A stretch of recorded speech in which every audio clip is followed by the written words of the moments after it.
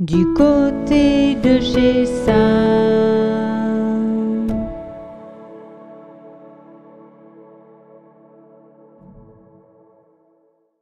Bienvenue du côté de chez Sam.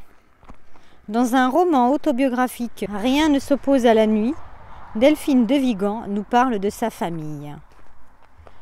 2 ans après que sa mère se soit suicidée, l'auteur décide de raconter son histoire. Je ne sais plus quand est venue l'idée d'écrire sur ma mère, autour d'elle ou à partir d'elle. Je sais combien j'ai refusé cette idée. Je l'ai tenue à distance le plus longtemps possible, dressant la liste des innombrables auteurs qui avaient écrit sur la leur, des plus anciens aux plus récents, histoire de me prouver combien le terrain était miné et le sujet galvaudé. J'ai chassé les phrases qui me venaient au petit matin ou au détour d'un souvenir, autant de débuts de romans sous toutes les formes possibles dont je ne voulais pas entendre le premier mot. J'ai établi la liste des obstacles qui ne marqueraient pas de se présenter à moi et des risques non mesurables que j'encourais à entreprendre un tel chantier. Ma mère constituait un champ trop vaste, trop sombre, trop désespéré, trop casse-gueule en résumé.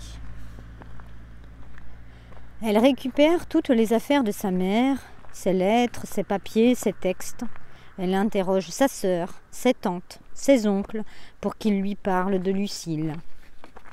Pour lui rendre hommage en lui offrant un cercueil de papier.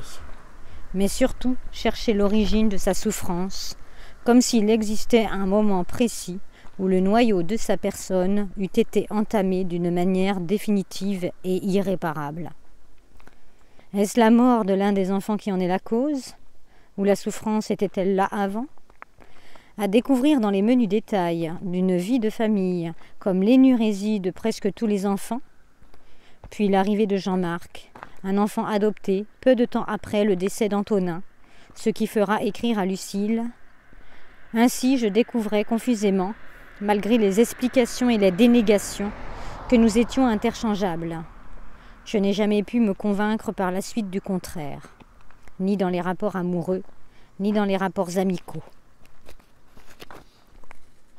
Un roman fort, bouleversant, captivant sur la famille, les troubles maniaco-dépressifs, le suicide, sans oublier l'humain, car si la mère de l'auteur était gravement malade, Delphine de Vigan a su décrire sa beauté, sa bonté, sa fantaisie, ce qui faisait d'elle une personne unique et à part entière.